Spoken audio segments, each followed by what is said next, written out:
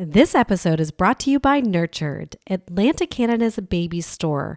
Nurtured is your go-to destination for eco-friendly baby gear, curated toys, and essentials for every stage of childhood. Don't forget, we have a limited time offer and take advantage of saving 15% off all Kinderfeet's products at nurtured.ca. That's right, you can save 15% off the entire line of Kinderfeets. Use special promo code KINDER15 to save now. Again, KINDER15 exclusively at nurtured.ca, and this is only going to be live for a few more weeks until December 7th, and the holidays are coming. This is the time to buy these fabulous products. And it's the entire line. That includes toys for children from 6 months and up, like climbing toys, towers for the kitchen, which are amazing, balance bikes for different ages. They are fabulous. I love mine so much, and so does my son. You can save exclusively 15% today at nurtured.ca. As always, you can find a fabulous selection of books and toys and so much more from birth, from 0 to 6 years old. And it is that time of year again when our lists start getting bigger and bigger in preparation for the holidays and all the shopping that we need to do as mamas. Head to nurtured.ca. That is the perfect place to start, and it is just so easy. When you have your phone or your computer, there's no easier way to shop online. Go to nurtured.ca today, and don't forget to take advantage of our special promo and discount code for all Kinderfeet's products at nurtured.ca. Use promo code KINDER15. Listen up, ladies, because this episode is brought to you by Ducks Crossing. If you are looking for the perfect wine for relaxing at home or having a bath, watching a movie, putting your feet up because we know you've had a long day, or if you're being social and hosting a dinner party, Ducks Crossing has you covered. And the good news is you don't have to break the bank for exceptional taste and quality. Ducks Crossing wines are crafted by Devonian Coast Wineries, and they are available in 750 milliliter bottles. And of course, they're eco-friendly 4-liter boxes. The lineup includes Cabernet Sauvignon, Malbec, Pinot Grigio, and my personal favorite, their Sauvignon Blanc. Ducks Crossing also loves to support local initiatives and environmental causes. A portion of every case that they sell supports the local nature trust, which I love so much. I am so happy that they are sponsoring this episode, and I am a big supporter of what they stand for. Visit devoniancoast.ca or pick up a bottle or case at your local NSLC today. Happy Thursday, everyone, and welcome to the Mom Existence. I'm so happy that you are here. I can feel the love. I can feel it from far away. I'm so excited to kind of update you on my past week. I was just in Toronto to see Taylor Swift. Yes, that's right. I was one of those lucky ones. I know she is heading back to Toronto next week to do almost the last leg of her tour. She's ending here in North America, 3 more shows in Toronto, and then on to Vancouver.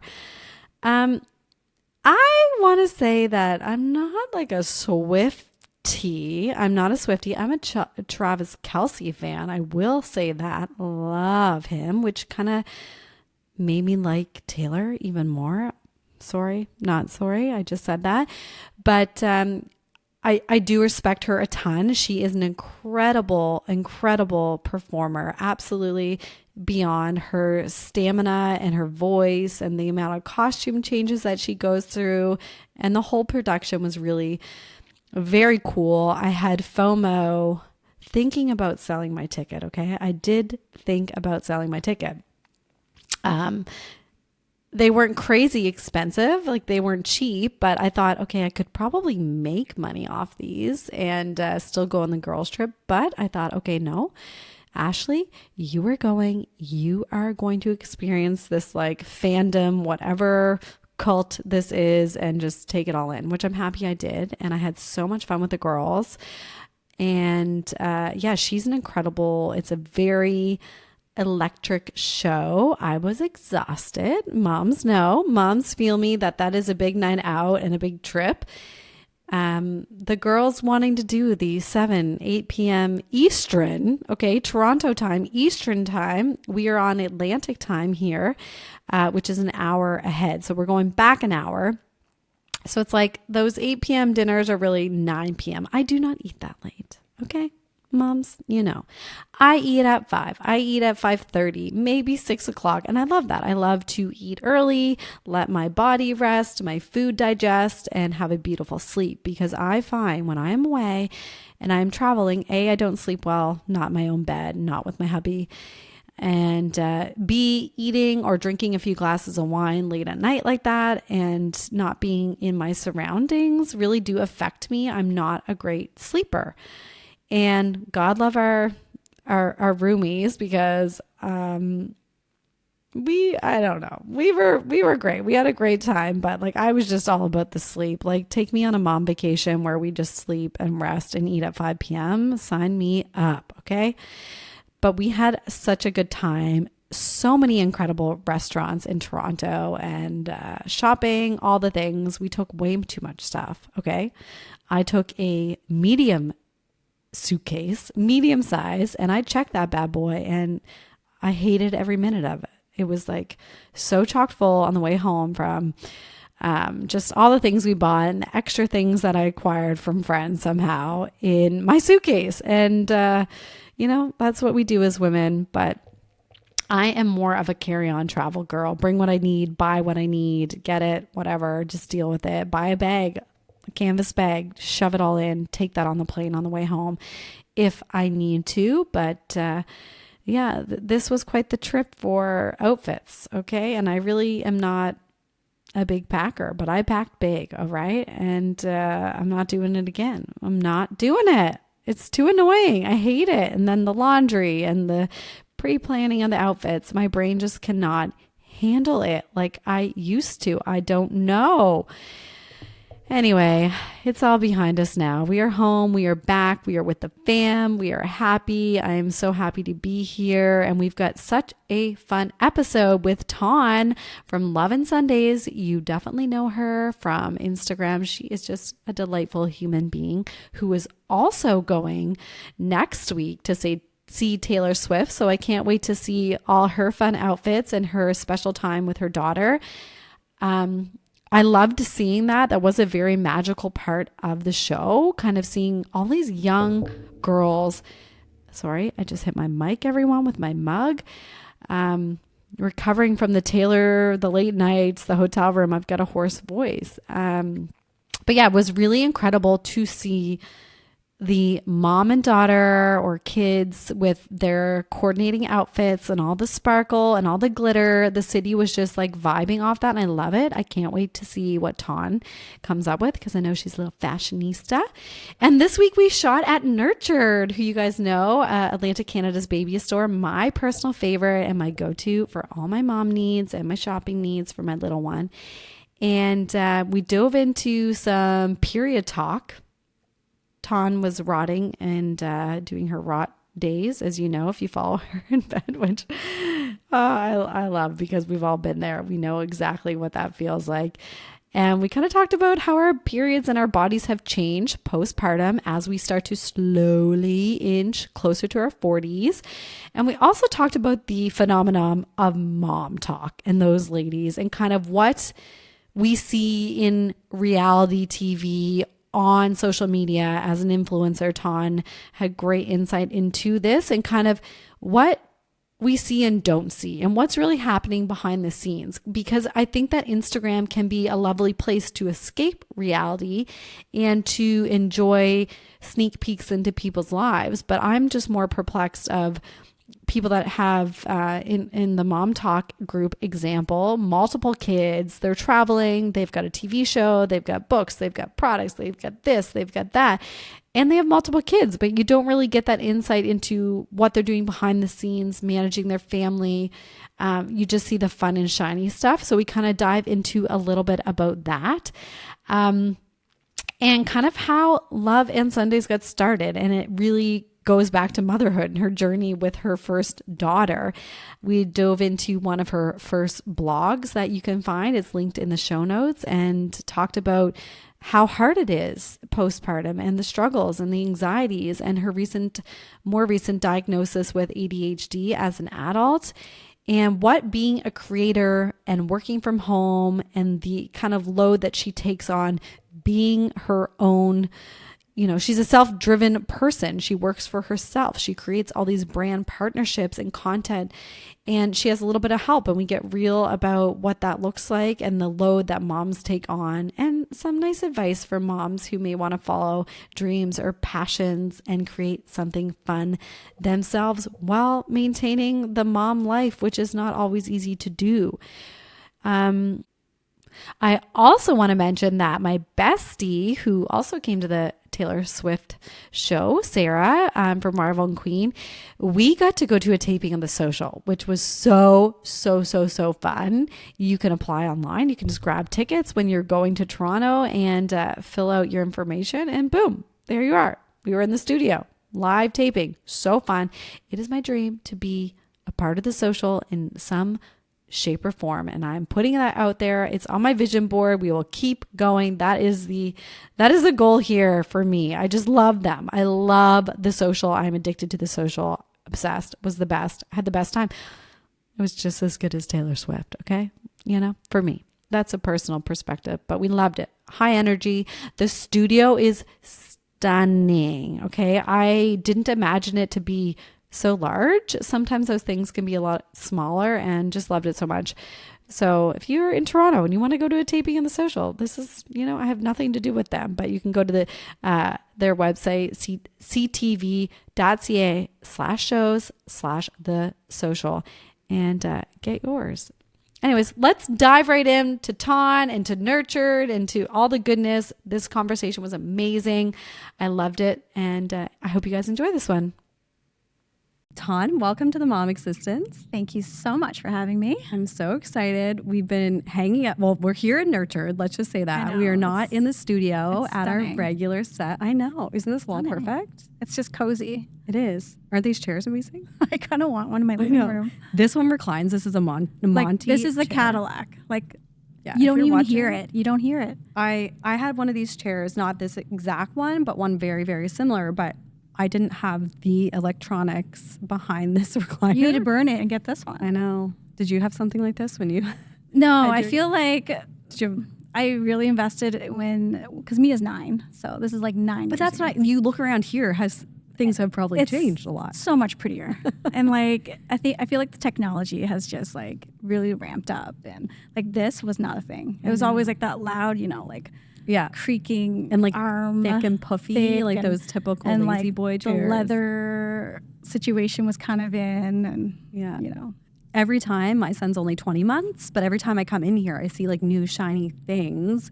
And if we did have another child someday, I'm like, things change so quickly, fast. And just the design and colors. Anyways, Nurtured, Atlantic Canada's baby store. We love them, and we're so excited to be here. And I almost want these in the studio. I vote yes. I vote yes. Yeah, he's nodding. Okay, so before, we've been here hanging out for a little bit, and before we got comfortable, we were both laughing about, or I'm more so laughing. I've got these barrel jeans on, 90s, I think, vibe, or the fashionista. And we're like, are we getting some type of weird stomach issue? And then you also said, it's that time of month for you. It is. It's it's a very tricky time of the month for me. It's I'm on my period. I'm feeling gross. I have low energy. I'm just bloated. You don't feel good in anything. You know what I mean? It's the worst. It's the worst feeling. And it's awful. For me, it was worse. My periods are way worse after baby. Same. When I was done breastfeeding, all of a sudden, everything was just wow, has it always been this terrible? Has it always been this heavy? We need to talk to someone about this, because I feel I thought, okay, it's normal in the first few months, 6 months, maybe the first year. And here I am 20 months postpartum. You're 6 years postpartum. I'm still dealing with it. And I'm 37. You're 39. So it's is it just postpartum? Is it us aging in postpartum? But I think it's a combination of both. Yeah. Because for me, I'm convinced that you know, I was on birth control from the age of 15 until I wanted to get pregnant when I was 30. And then you were pregnant, and then there's breastfeeding, and then there's like, I wasn't on birth control again in between the kids because I knew I was going to have more children. And I just felt better not on birth control, to tell you the truth. And I firmly believe that my body has no idea what to do with a natural progesterone, estrogens, like spike, lower. There's no, like, they don't know what to do with each other. Right. It's because I've like artificially, you know, regulated my hormones for so long. And so now that, you know, my body needs to process progesterone again in a natural, like, up and down cycle each month, it kind of doesn't know what it needs to do. And I've been having crazy reactions, like, right the week before my period for a couple years, and that's when I started taking note. I'm like, what's happening? When you say here? crazy reactions, do you mean like hormonal things? Like my lips get bigger, like my lips are swollen. Really? My face gets super inflamed. Like sometimes I get like hives on my face, and it's always crazy around the week before my period. So then I started cutting out like alcohol. I was like, okay, I gotta cut out anything that's inflammatory. So let's cut out alcohol, you know, 2 weeks before my period. Let's cut out gluten. Let's do all this stuff. I mean, it helped a little bit, but there's just something deeper happening. Well, the hormonal dip is so great after you have a child. And it's like, what if your body, like you said, can't self-regulate again or get to kind of where we were when we were younger, or, you know, pre-baby? But I've definitely struggled. I started using the Nixit cup, and this is not an ad. Also on the Nixit cup for almost a year. Do you like it? Obsessed. I think it gives me, I'm still getting used to it. It's only been a few months, but I didn't before get more anxiety when I'm on my period because of places I have to go, things I have to do, and like worrying about leakage or worrying about, now it's like, you have a little extra security for some reason with that, but it still can leak a little bit. Or maybe it's just it can leak a little bit if you don't really know your flow. So because of the data, I don't know my flow anymore. The data human that I am, when I first got the Nixit a year ago, I was like, all right, it says, you know, every 12 hours change it out. Okay. I'm like, all right, let's push it. Yeah. And then like, so I started pushing it on like my heaviest days is always day 1 and day 2. And I started pushing it. And for me, I know 16 hours is too long. Too long. 16. I know, but think about the freedom. It is. It's freeing. You feel like you have a little more bounce in your step. You really do. And now, because I travel a lot, so the thought of like never having to pack like wads of like Ziploc bag full. And Ziploc bags, and being embarrassed if it flies out, embarrassed, you know? It is. And nighttime, I think, is a game changer. It's a game changer. Yeah, and it is nice. So maybe I shouldn't push it to 12 hours on the heavy days. Is that on the heavy days, like, it depends on who you are, but for the people I've talked to, 8 hours. Okay. On your heavy days, and then on your normal days, 12 hours is like kind of the sweet spot. Okay. I love this. I love that. And you know what I've noticed? Tell me. I don't know if you've noticed it or you will, but I noticed my cramping reduced by like 50%. I wonder why. And my period length has reduced by almost a day. Really? Yeah. I wonder why. I have no idea. And like, I literally asked them. Did you? I've asked them. They're like, there's no scientific proof that we can give you. However, the general feedback is this is a thing. Trending that way. I actually wrote them. They're fabulous. Their team amazing. on Instagram is so helpful. They're amazing. They'll mostly be there to answer questions, but I wanted to get someone on the podcast, and they're just gearing up for Black Friday and all like holiday stuff. So we're like, let's just back burner this. But because I want to know more about its like inception and how it has changed for women. But I love hearing that it's helpful for you because we are not period fans over here. We're not period fans. No, and you know we can't do anything about it. We can't do it. It's our bodies. Yeah. It's natural. But I feel more like open to talk about my period and like my body and my hormones, and when it's not all just about sharing when everything is shiny and new and like perfect. It's also about sharing like all the not so fun stuff, you know? Yeah, because that's what makes you Ton and human. You know what I mean? Like that's part of your monthly your week, monthly struggle. Yeah. My month for 1 week a month, I'm just not the same person. In Ton's words, rotting. I rot. My friend says that actually. Like she's like, I just want to rot in bed when she's hungover or just tired. I'm like, yes, we want to watch. Well, I want to watch The Housewives and just like eat snacks and do nothing. That's and get what a heating I do. pad. Yes. Like I literally schedule in a rot session or a rot day monthly. And I started doing that because my friend, my best friend, Siobhan and I, we've done this together. Like we're both the same human and we hang out. Have you synced up on your periods? We have. Are you rotting? We literally are synced up, even though we live in different cities. Okay. We have synced up on our periods, and we'll just like I'll FaceTime each other and we'll just like coexist and rot in just different cities. Oh my God. That's And so yeah, and it's needed because I'm neurodivergent and I feel like I'm just overstimulated. My brain is on fire all day, every day, all the time. And I need those like moments that I know I can just literally just slug out, rot, crash, to just recharge. Shut your brain off. Just shut it all off. What are you watching when you're rotting? Oh, girl. I watch like the trashy reality Me too. TVs. The Real Housewives, caught up on Every all of them. Ask me housewife. anything about Same. any of them. I know. Bravo is like my hero. It's my go-to. And then I also... There's like dopamine released when I'm watching. Exactly. Yeah, I live for the drama. Yeah. And I will admit it. I live for their drama. I love it. They're fabulous. They're so fabulous. And the way that they're so unhinged but open. I don't think on the show. If they started a Real Housewives of Halifax, You could do it. We could be here, but I don't think I'm unhinged enough. Like I don't think I have enough drama, but maybe I would just fake it. Is that what they're doing? I don't know. I mean, there's some aspect of like. Did you watch Mom Talk or Mom Talk? What the heck, Ashley? Yes. I watch Mom Talk, of course. Mormon gals. What Secret Lives of Mormon? What's it called? The Secret Lives of Mormon Wives. Thank you. You're but welcome. everyone knows them as Mom Talk. Mom Talk. So the funny thing is like I never really followed the whole Mom Talk situation on TikTok. Me either. But the moment it came out with a reality show, I was like, okay, I'm in. Yeah. What's happening? Who are these I've people? Subscribed. I was the same. I was at girls like brunch, and two of my friends were talking about it, and one of them said, "Oh, don't you know when the baby was in the hospital with RSV, and she recorded this video and she was talking." Yeah, it was Whitney, and I was like, "Nope, never heard of her. I didn't see that either. Never seen this video." And what's the gal that Taylor? And she's like, a "You star. haven't heard of Taylor?" Never heard. Never. I honestly thought they were going to be more traditional Mormon when I heard kind of the context of the show. And then when I watched it, I was like, oh, these girls are fabulous and they're influencers. That's why they formed Mom Talk, essentially. I know. And I feel like watching that and also watching the Real Housewives of Salt Lake City, I'm getting like a whole new... Should we go?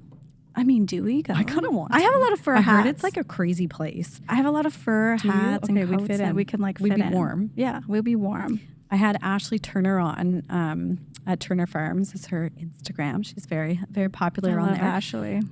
But she was saying she just got back from Utah, but this was before her business partner's in Utah. And she told me that Utah is the social media like capital of North America. That is like it really? Yeah. She said it's this like crazy place.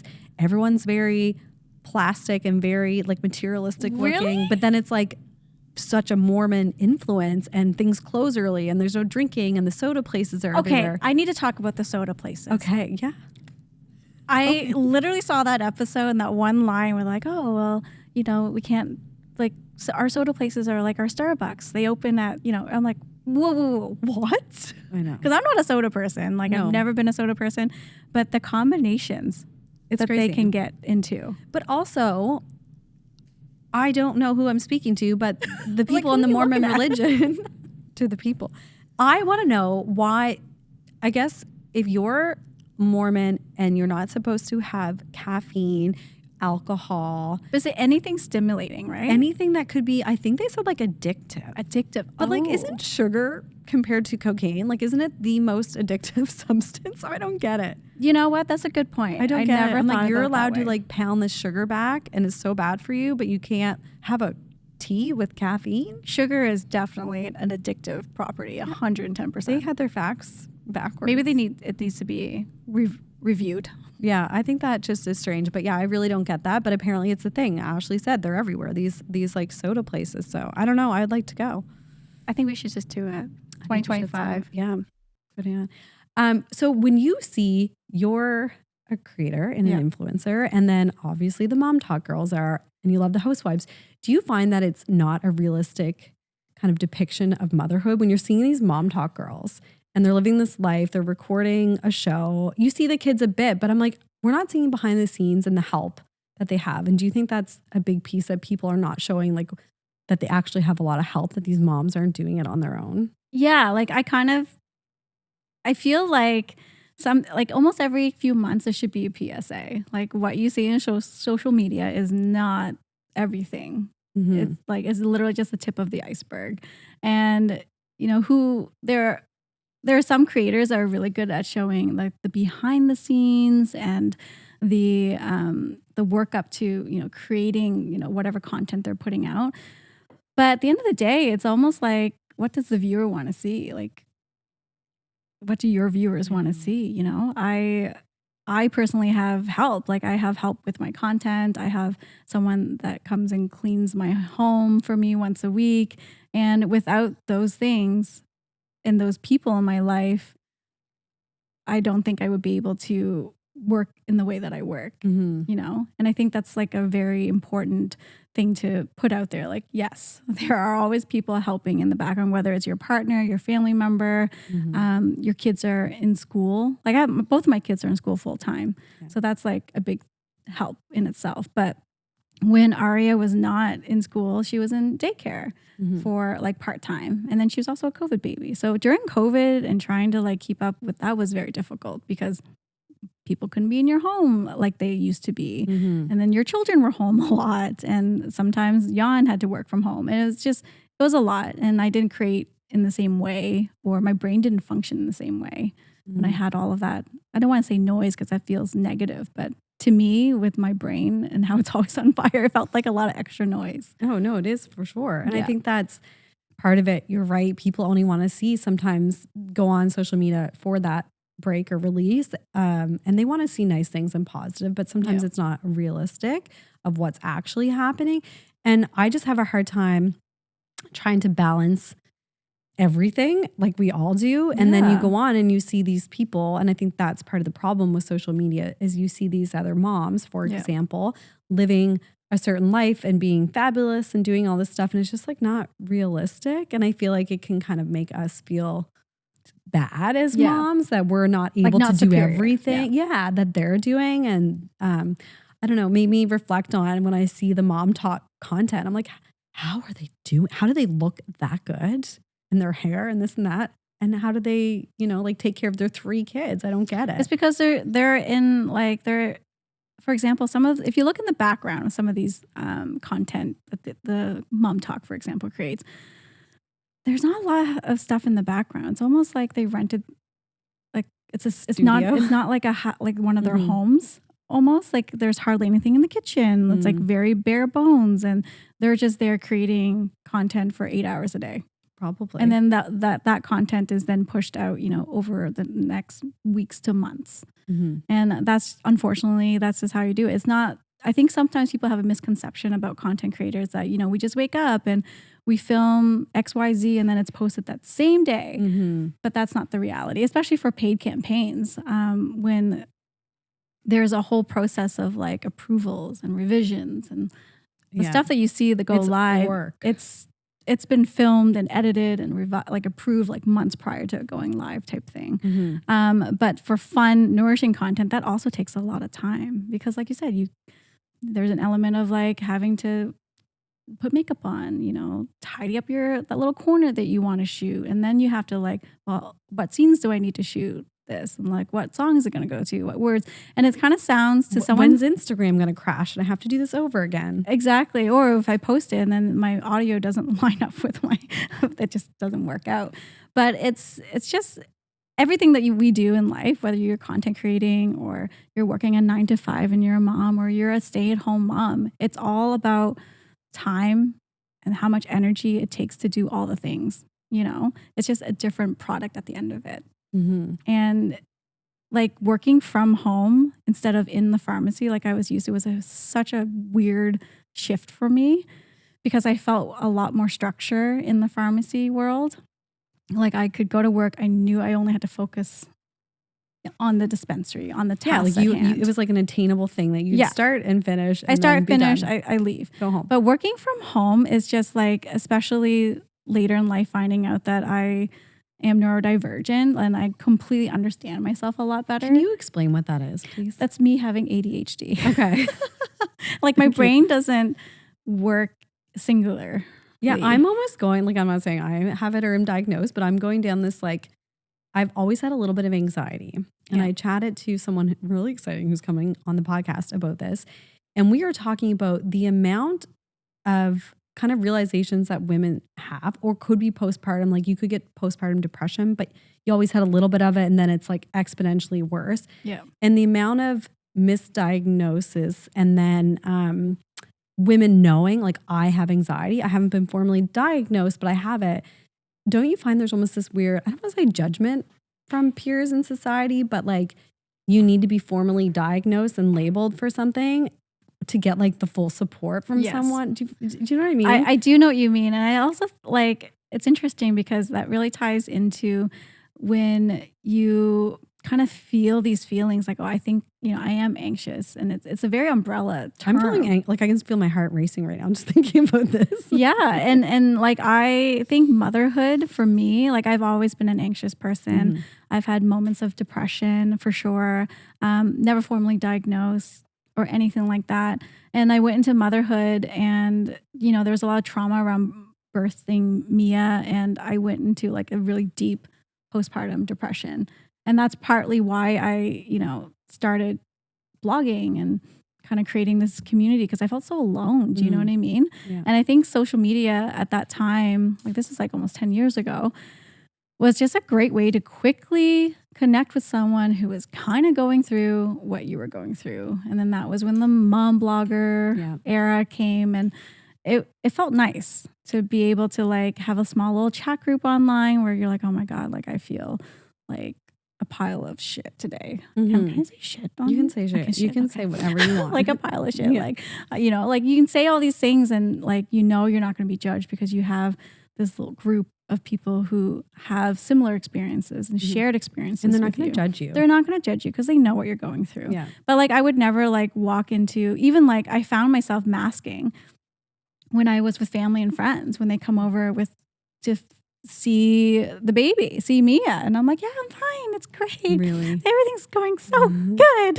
Yeah. And here, like, I'm like, just like shaking inside because I'm just like, this is terrible. Yeah. And I actually went back on your website into like your early blog days and like your about, and I didn't realize that like that your brand and your, I was gonna say your podcast, your blogging, like it was because of motherhood. So can you kind of tell us about how that, like in that moment, how that started? Like you just wanted to connect with other moms? Yeah. Like how did it kind of spiral into what we see today? Because obviously I was just like, I had very aggressive C-section and I was not healing. Like not planned. Not planned. Like I was in labor for like 25 hours and then they were like, okay, emergency C-section, we got to get going. And I healed so badly from that. Like I couldn't walk straight for almost 4 weeks.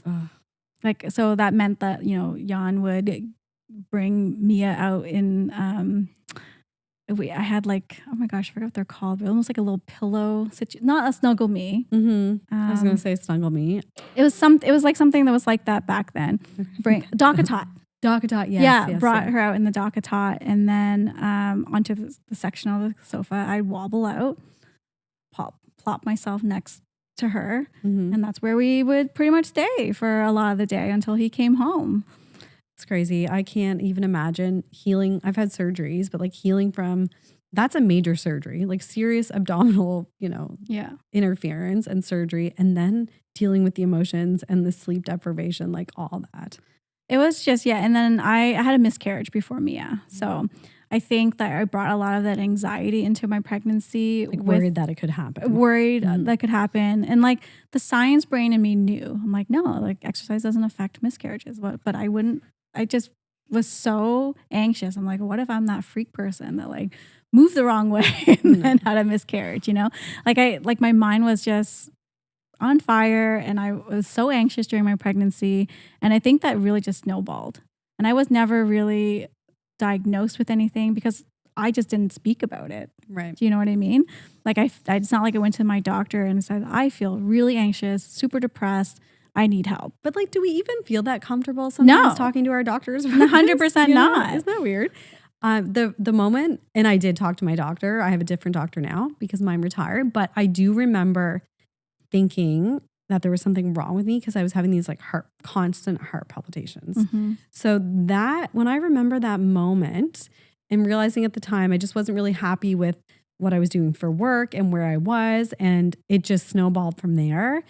And I remember telling her, and she sent me, I went for like an EKG, and then I had to wear this at-home device and stuff. Yeah. But I'm like, why couldn't we have just gone to anxiety before we went to like heart conditions or something? You know what I mean? And I would have been probably 22, 23. Right. And then years later, I did get a referral from her to talk to a psychologist because I wanted, I was like, I know this is normal. Like I'm feeling depressed, blah, blah, blah. And she's like, yeah, no problem. But that was the end of it. That was like, I will give you the referral. Here you go. Like, yes, you should definitely talk to someone. Like she didn't look at me like I was crazy, but that was the end of the conversation in both of those scenarios. And here I am years later, starting with a new therapist actually on Wednesday in a couple of days. And there's just a lot of things now. I'm like, I need to deal with these things and I can't keep living like this. I just need some tools or just someone to talk to. And as cliche as it is, just talk to someone. As soon as you say it out loud, it becomes real and you feel relief. Yeah. You know what I mean? And even if you don't feel that way in a couple days, if you dump on someone or in a week, don't feel embarrassed about that. You were having feelings in that moment. You needed to get them out and then you can move on. Yeah. And I think that's it. I'm gonna use like, my husband and then other friends that I have in my life that I feel don't release, or maybe like I have a very close knit group of girlfriends that the moment like I break a nail, I'm like, oh my God, like I just emotionally release these things. And I have friends in my life that like I feel don't do that enough. And I can see it. And like, and it could be just our generation and how we grew up. Like I'm just thinking back about my childhood, growing up. There was never really an emphasis on like acknowledging how you felt, and then being able to communicate it in a safe space. It was always like, oh no, like no one's depressed. We don't have that in our family, or like no one's anxious. Like, oh, like just suck it up. Like always that term, like suck it up, move on. I think I carried that really into motherhood. And I think that was where I was like having such a clash of like, who am I? Like, yeah. Okay, this is good timing. I've never done this before, but I want to read you a little excerpt of your blog. Oh God. Because this is so... Is there a spelling mistakes? No, mistakes. Because I just want to kind of reflect. It just fits with... I had this as like an aside if it came up, but I think it just... Bring it on. All right. I don't know 9 years ago? Oh my God, yes. 9 years ago. You are not alone when you spend all day trying to hold back tears and hope that the next person doesn't ask you, how are you doing? Because those 4 little words will undoubtedly unlock a flood of tears that have been welling up for days.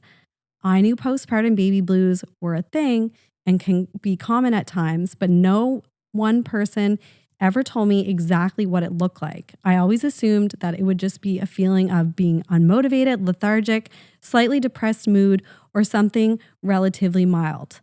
I had no idea that this crazy hormonal fluctuation and sleep deprivation would turn me into a complete emotional mess, that I cry at least once a day for no particular reason. It almost makes me want to cry reading it. Wow.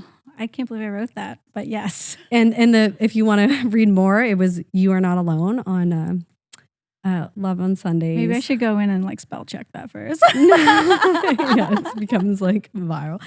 I just said Love on Sundays, Love in Sundays. Yeah. And I just feel, and that was part of the reason I started this podcast, that I didn't know enough other moms in my circle that were like struggling like this. And the girlfriends that I relied on that had kids around the same age were like, hell yeah, this sucks. Like, what the hell? Like, where's the fire station? I need to drop this child off because I'm going crazy. Yeah. I can't stop crying.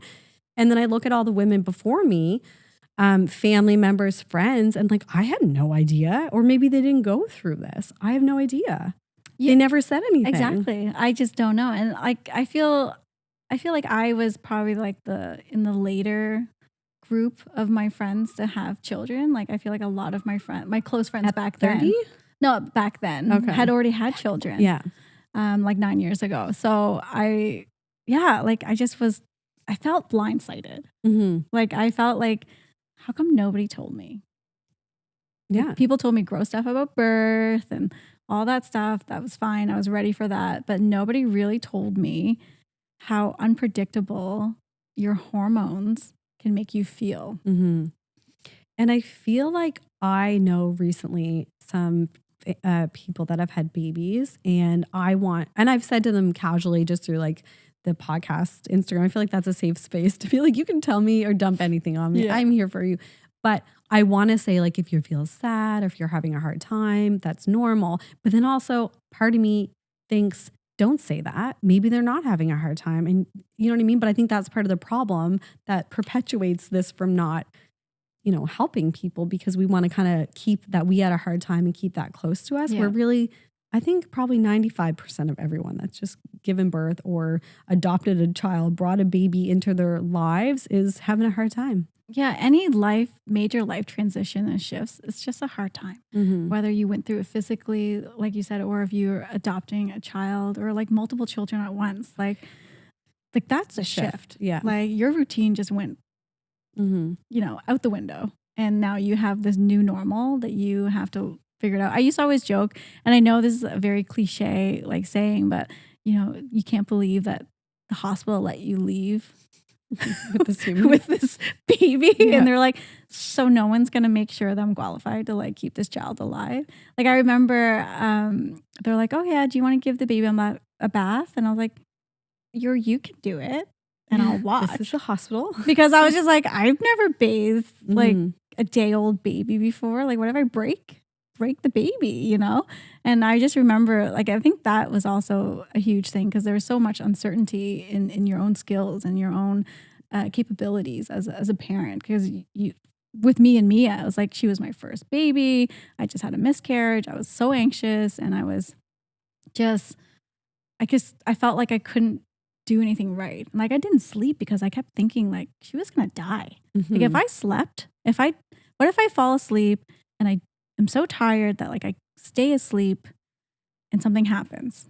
And so it does happen. So right? then I like don't it's sleep. Terrifying. Yeah. So like I find myself, and at this point too, I wasn't able to actually lay horizontally because I was breastfeeding. So I would actually like sleep half sitting up just to ease that transition in the middle of the night. And I remember just sitting there and I'm just like, Jan's over here snoring. And then like the baby's like breathing. And I'm like, okay, she's still breathing. I'll just lay here. Like I'm just like in the middle of the night, just like awake.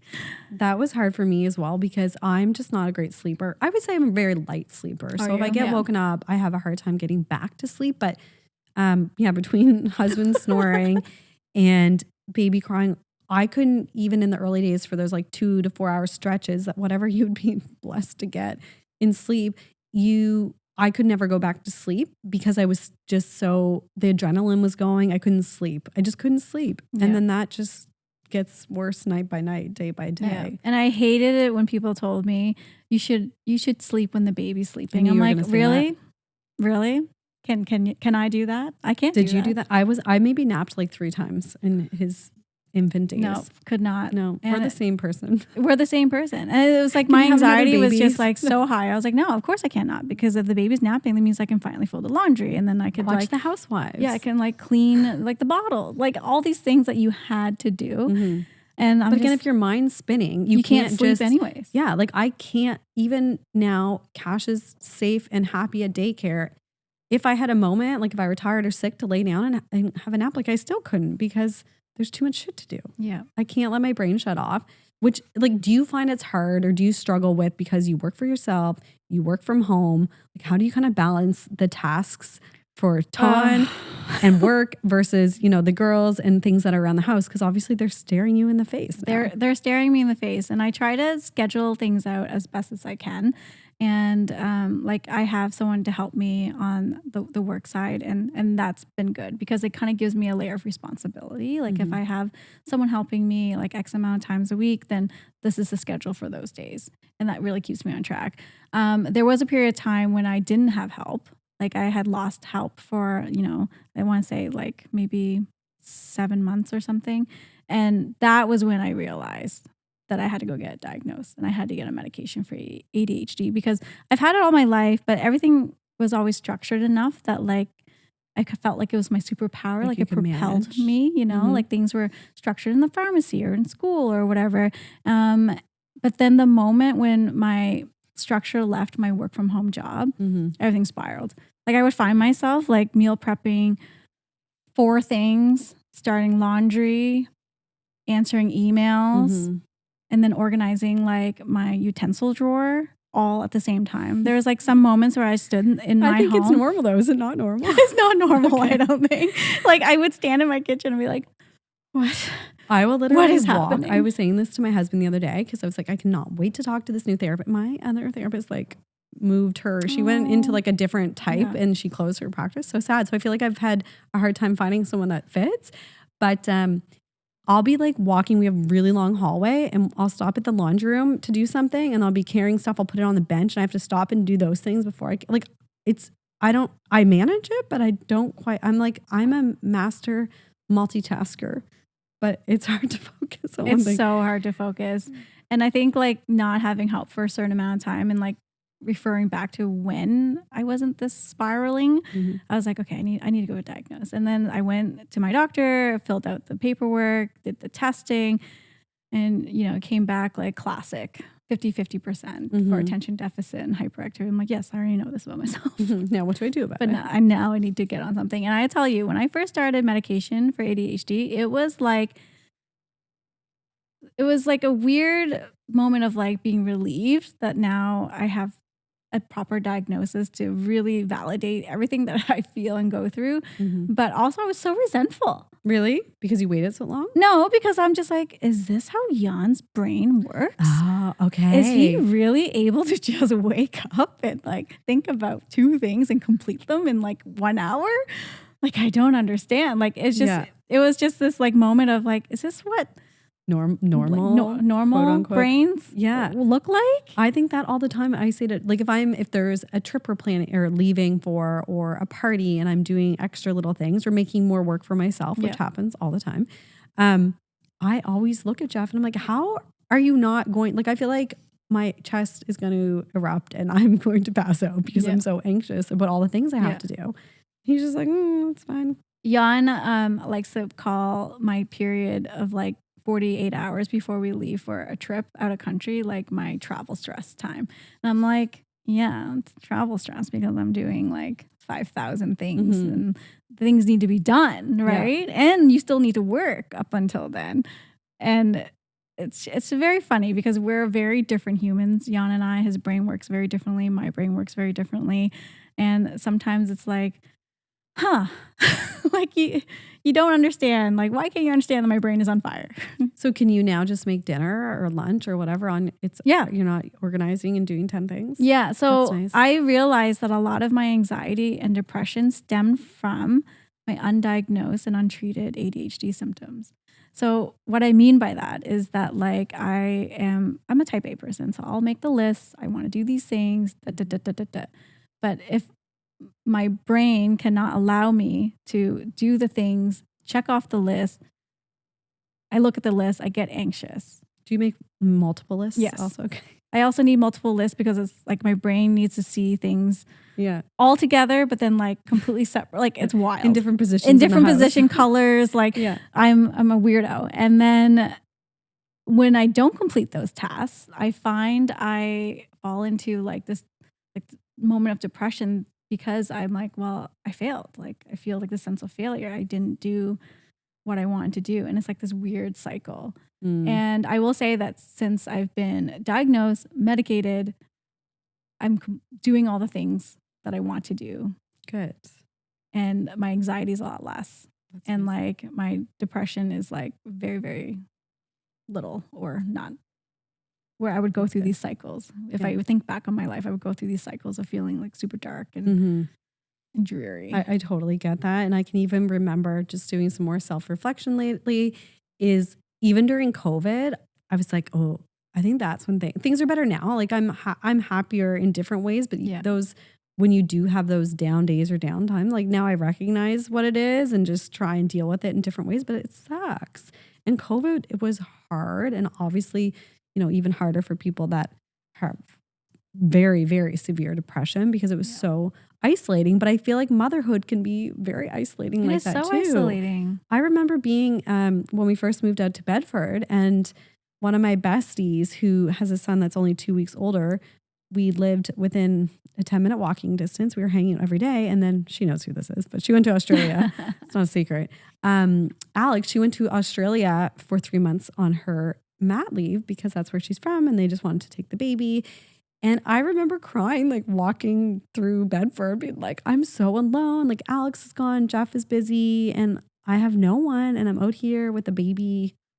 I mean, it's not woe is me. This is real, like this is how I felt. And you just feel alone and sad. Yeah. Don't you find it interesting that like you can feel so alone when you're surrounded by so many people? Mm-hmm. I've always thought that was very strange when I realized that was a thing for me. It's like when my doctor asked. It almost makes it worse. It makes it you start worse. to think about like, it makes your anxiety almost like ramp up. Yeah. Then you start like my brain always likes to overanalyze things. So I'm always like, well, why do I feel like that? Why can't I, why is it hard to open up to people that are in your view, like here with you than it is to open up to like a stranger on the internet? And there's like, but why, Yeah.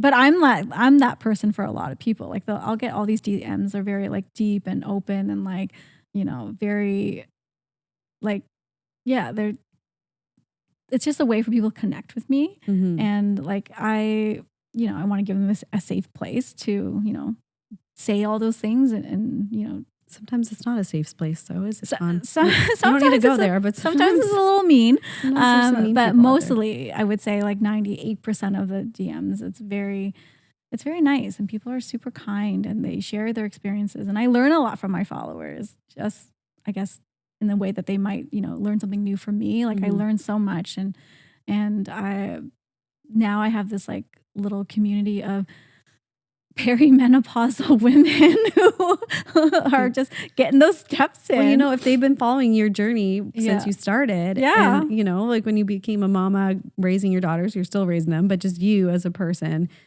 we're getting older and changing and evolving, then they all probably stick with you for that, for a long time. Yeah, I guess you guys are all going through the same stuff together. We really are. Like my hormones are wild still, and they're not regulated, and we need so much help. We do need so much support on so many levels as women. Yeah. And this is not a universal like blanket statement for everyone, but I feel like a lot of us do fall into this bucket.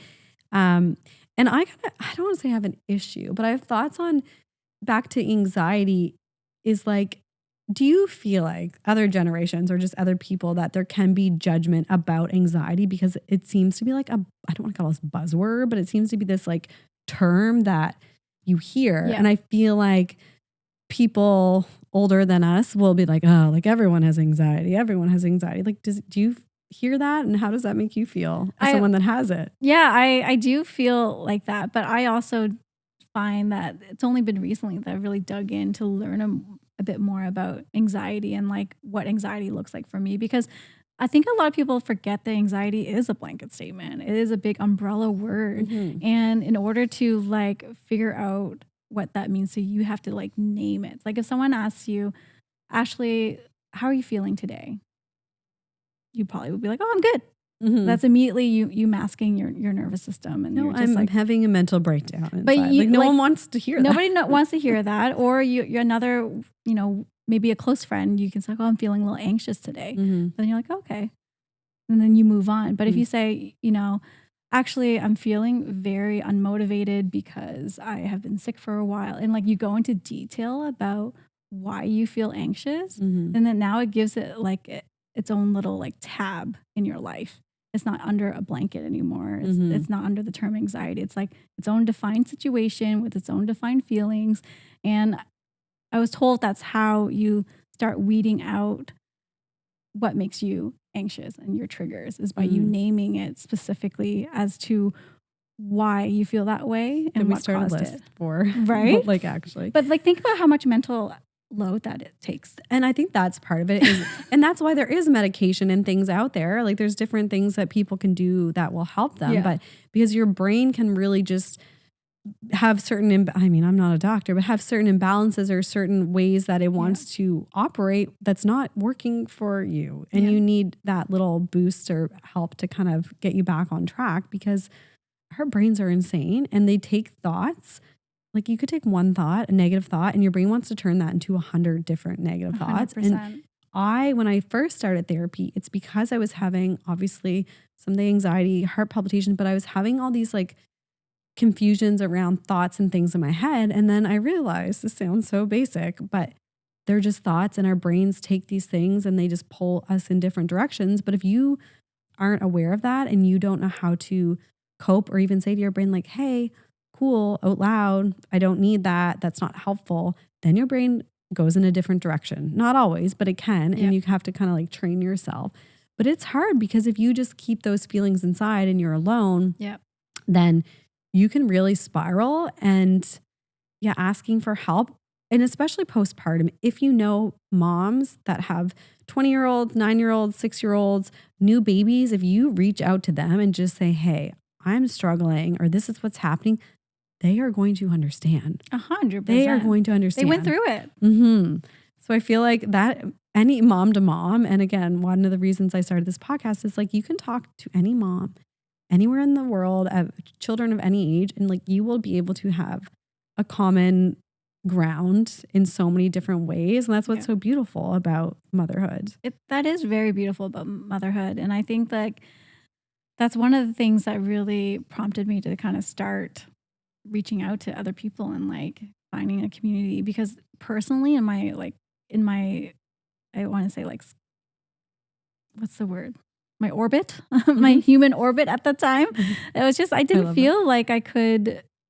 Did you not feel like there was someone that you could connect with? No, Like, really? not that I could like, I think I felt guilty to like emotionally dump on people. And I do know some moms that I've had this conversation with, and they were like, I had no one. And I'm like, what do you mean you had no one? But I think it's like, it's something inside of like us where we don't want to burden somebody else with all of our negative shit. Like, but you need to. We need to. Well, that's, but that's when you need, like at that time, I didn't really have like. If you can't for that, then what else can you? When you actually are at your breaking point and you really, really need help. I know.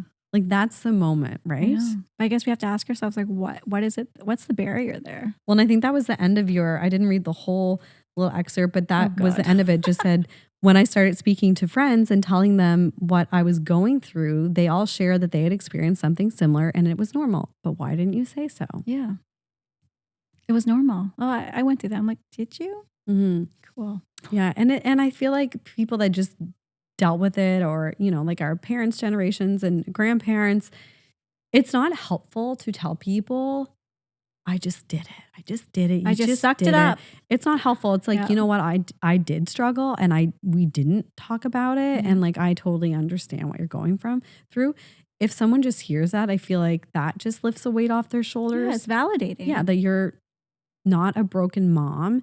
And at first I thought there was something wrong with me, because I loved, like I was lucky I didn't have any like connection issues and things like that with my son, which would be so hard. But I just felt like there was something wrong with me, because I was supposed to be, you know, overjoyed and grateful and all these things. And I was like, I am, but I'm in this whiplash of emotions of all of them all day. Yeah. All day long. That's confusing. And it's like, we're happy, but then we're sad and we get stressed so easily. And, you know, for breastfeeding as well, like my emotions were crazy when I was breastfeeding. Like I used to say, like, you know, I felt like, you know, people warned me about my moods when I was pregnant. And I was like, I actually felt like pretty stable when I was pregnant. But when I was breastfeeding, it was like whatever hormone flux happens there. And starving. It was just me going nuts. Like I was so unregulated. How different was it when you had your second daughter? I was so much better. I did not have postpartum depression at all. And I think maybe it was like the essence of knowing that I went through it already. That was number one. Number two, I had planned for my mother-in-law to really be there after my section with my second in case I couldn't move. And you also need help with your daughter, you know, in case I couldn't do something. So I felt like I had a plan. Like I had like all these backup plans happening, and I felt a lot better. Like, and I healed differently. because I was mentally and emotionally better as well. Like I healed way faster with my second than with Mia, because I think with Mia, it was my inflammatory factors were so high. I was so stressed for like hours and hours of labor. I had surgery. Like things were just not good before, during, or after. Yeah, but with Aria, like it was a planned section. I felt like I had my ducks in a row. I was not stressed. Like I literally waddled into the OR, tucked my slippers underneath the bed, plopped up, and was like, okay, let's go. Yeah, bring her out. Bring her out. And I didn't feel like any heaviness or any like weight emotionally or mentally. Well, I think it's it can be so traumatic having, various types of birth experiences, but I think it's common for a lot of women to go into labor, to try and get the baby out by like pushing. That doesn't work out. Then it happens to be an emergency C-section. That's exhausting, So your body just was probably like going haywire. So I can't imagine. They told me I couldn't eat anything, basically. They always tell you that. Like the morning of. So like you don't eat anything in case you do need a section. I'm like, all right. And then like basically an entire day goes by. I hadn't eaten anything. Oh my gosh. And I've been having contractions all day. I had to get 2 epidurals. It was just like your body's going through so much. My body was just out. Swollen. It was like done. Yeah. Like get me out of this. If almost 10 months of this wasn't enough. I know. The day, I had a fabulous doula. I love her. And she was like, listen, it's I forget like the very low, like definitely under 10%, maybe under 5% chance that you will need, something to happen by the time you've maybe 8 and whatever. And she was like, eat. Like I had a Subway sub, which I regretted later when I was violently ill. I don't know. I'm not a healthcare professional, but yeah, that can be hard because you're tired, you're starving, and emotionally you're just like over it. You're over it. Yeah. And then it starts. Then the hard part starts. The sleepless nights for me. It was like, I don't think people understand how quickly you go from sleeping like a regular human to not sleeping. Yeah. And not sleeping regularly and getting a chance for your body to rest and reconnect and heal. Like your cortisol levels are just like so high. And when people think about hormonal imbalance in women, they always think about estrogen, progesterone, testosterone. But like cortisol is also a hormone, and it's like it affects literally every aspect of your body. If you have that running through your body, one reason I for years didn't sleep well, because if you wake up and that's in your body, like that's just going to keep going. It's going to start producing more cortisol, and you can't sleep. I know. So motherhood, exactly, it's a perfect storm of like the hormone fluctuations, imbalances, and there's not much you can do. You just have to ride that crazy wave, but you need to find those girlfriends or guy friends or family friends, whatever. And you need people. To lean on them. And those people need to know how to support you too, or you need to know the people that are going to support you in the way that you need, because some people have great intentions and want to help you and tell you all these things, but it's still not helpful. Those people, or you're just like, no, I need someone to come over. What people should do before the baby comes? You just write a list. If you're going to come visit, I would appreciate that you do this. And it just has like your wish list. Do my dishes. I need someone to do my laundry. I don't need you to hold my baby. I don't need you to hold my baby while I shower. Yeah. I had anxiety around people holding my baby. I didn't want people to hold the baby. I did not want people kissing my baby. No, I didn't like it. I was like, give me my baby back. Yeah. And it was a very weird thing because like, especially in the Asian culture, it's a lot of like touchy. And I'm like, cool. Just don't do that, please. And like, you feel weird about like saying no, but there was just something immediate. Like, I just don't want you to do that. And I think that the first time is so different and like sacred in its own way, because I wish I would have put out almost like a PSA on Facebook or Instagram to say, hey, we're having our baby around this time. We appreciate your well wishes and can't wait to see you, but we are not accepting visitors and we'll let you know when. Or like an auto response message when people text me, because that was what sent me into a lot of anxiety was the visitors. Yeah. The visitors and preparing for the visitors. I don't want to talk. I can't have a conversation. Like I don't want to put makeup on. I hated people visiting. Yeah. I hated it. Now I would probably, if we had a second, I might like it, because I'd be like, can you entertain my other child, or, boss them around? I will say that like that whole experience changed a lot for me with Aria. Like I wasn't But again, I think it was just they're 3 years apart. They're almost 3 years apart. They're like 2.5-ish. With Aria, like because I think I was just in a completely different mental, emotional state. Like I was more open to having people come in and like, do whatever. But with Mia, it was almost like there's a shame around.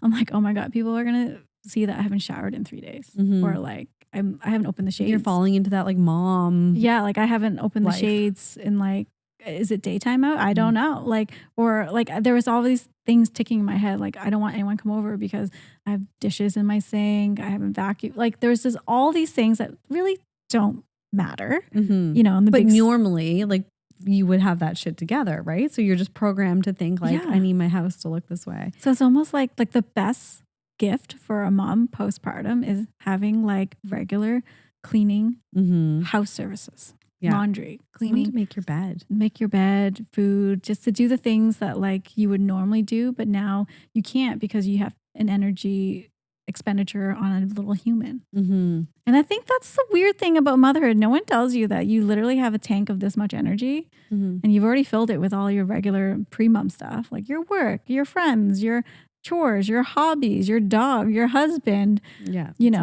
minor self-care things for yourself. But then when you have a baby, where does that extra energy comes from? Because that tank is like, has already been reserved for all those other things. So then something has to shift. And the easiest thing to shift in my brain is like the household chores. What would be 5 things you would put on that list if you could give it to people? Laundry, dishes, prep my supper, and dust because I have allergies. Bring a Swiffer with you. Bring a Swiffer. I think that's so true. Like I just wanted people to, I couldn't really breastfeed. I tried. And so bottles on bottles on bottles and sterilizing. Yes. Now I probably would just like whip through it. But at that time when I was not doing well and I was so exhausted and like terrified every moment, if someone just came over and washed the bottles and threw them in the sterilizer, I probably would have cried. I would have been so happy. And I know that's a weird thing. Like people walk my dog for me. That was a huge thing because we lived in a condo when I had Mia, and there were like to walk Lily and the baby. It was just like a whole half-hour situation of prepping to leave the house.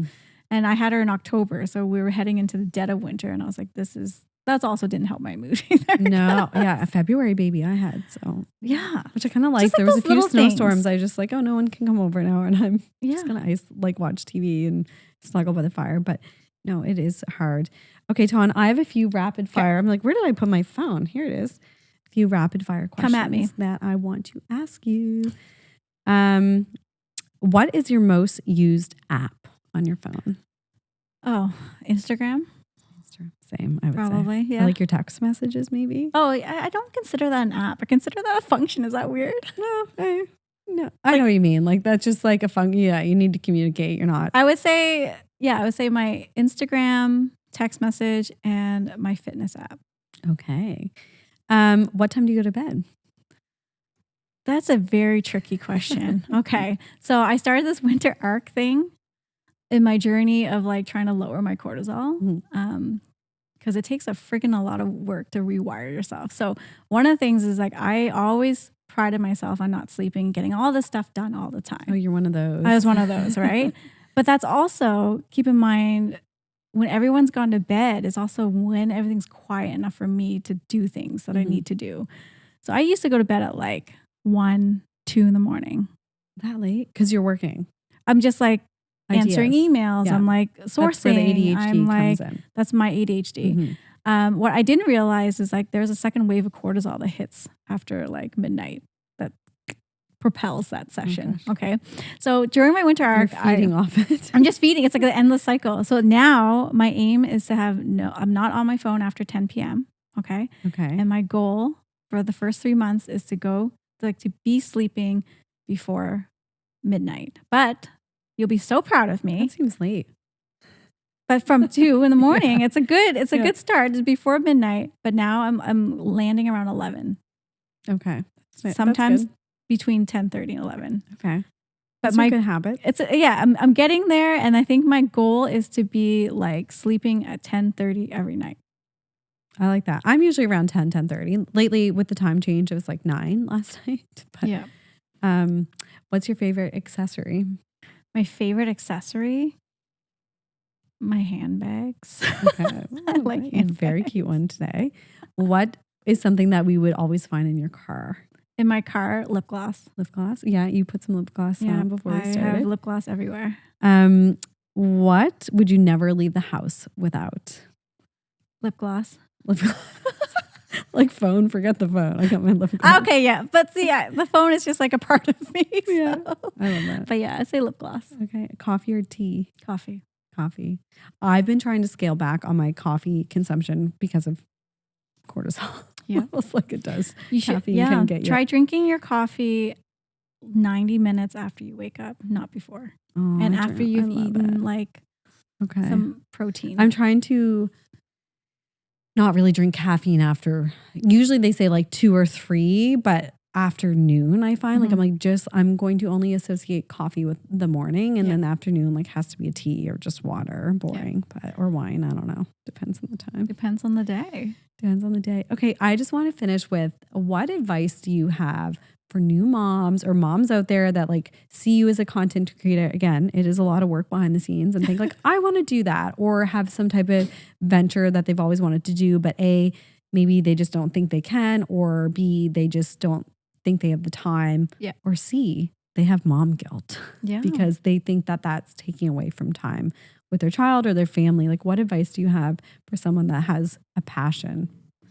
I think the most important thing is to make sure you make time for your passion. And like, if you want to, go into content creation or start a business or do something, you just got to do it.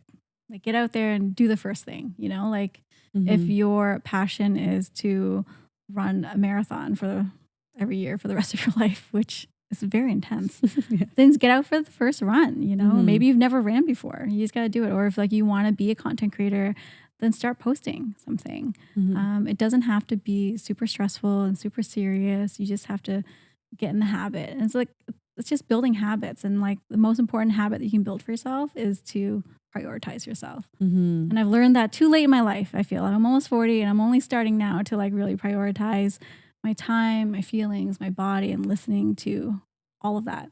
So that's my biggest tip, is just to create the habit of making sure you're the priority. And do you still, your daughters are a bit older, but like, have you experienced mom guilt from infant, toddler to their ages now? Like, does that go away?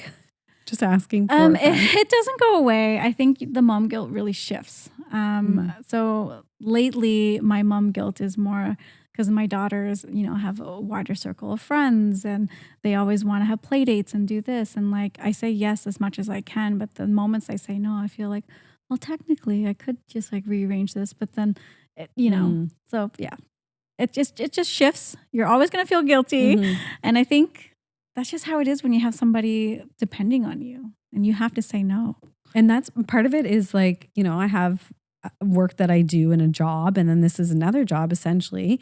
And I found when I spend time working on content podcast stuff, I was starting to have a lot of guilt because my son had just started daycare. And I feel like it was this perfect storm of, I'm working on projects for me and I felt selfish. I'm getting better at dealing with it, but it is hard to kind of swallow that. That's a completely valid feeling though, is because I don't know if we were always taught that we can't put ourselves first or the things that we like to do first. I feel like that's how my brain was set from an early age, but that's valid. I had a new revelation of like, people, you hear it all the time. I still hear it. It's like, they're only that age once. That's going to go by fast. And that's so condescending. I hate saying it. And also I'm like, I'm only this age once. Thank you. I'm a human too. And I deserve to fulfill. I'm going to raise this human, not selfishly. Some people have kids for different reasons, but I'm going to raise this human to be a good person in society. And they're going to one day grow up and just, fly away, let's say. I don't want to think about that now, but we also have to remember who we are and why we're here and how we want to spend our time. Exactly. And I don't think we should feel guilty at all for wanting to do things that make us happy and being around people that make us happy and feel that sense of fulfillment in all areas of our life. Just because we are moms and we're wives or sons, daughters, whatever we are, like you have those roles and titles, but you are also, the most important role is like who you are to yourself. Do you know what I mean? Yeah. And like I want to make sure I raise my kids in a life where when they get older, they have zero issues with communicating how they feel, why they feel that way, and what's going to make them feel better. And that's my goal for them, because I feel like I've learned all those skills way too late in life. And I want them to be able to say and do all those things and really value themselves at the highest standard, because then whoever comes into their life when they're adults, they're going to be held to a good standard. Oh, that's so important. I think that being a creator or content creator or an artist, whatever you are, if there's some type of outward expression that you want to do or you feel drawn to do, it's like you just do it because it Post is that painting that you painted. Exactly. Or if you have things to share, you love to cook, just like share it and just let it shape into whatever it ends up becoming, because I feel like a lot of us hold ourselves back, and also like society has put a huge umbrella over kind of like that whole, like, this is how it has to be done. This is how you have to do this, how you should feel. And I really do get affected by that stuff. But this has been I feel like we could talk forever. I know. Part 2. Yeah, and we're also, again, in the most comfortable chairs. Literally. I know. I just want to my back has never again. felt more like better. Yeah. Yeah. No, I love mine. It's the best. It's the greatest gift you can give to yourself, I think. Yeah. It's a comfortable chair. I think that this is like living room. Like, yeah, it definitely grows. It definitely can grow. You do not need to just keep this in the nursery. No, my aunt was here actually from Toronto visiting, and she sat and she's like, where do I get this chair? I want to buy one. I was like, well, it's technically like a family kind of child line, but you can get one too. Yeah. Where can people connect with you or learn more about what you do? They can find me on Instagram at 11 Sundays, on TikTok, 11 Sundays, on my blog. Sometimes I check that. There's some fun stuff on there. You can go back. Apparently Ashley checks my blog. Yeah, okay, I was doing some research, Well, it's been so nice. I'm so happy. Thank you for having me. Yeah.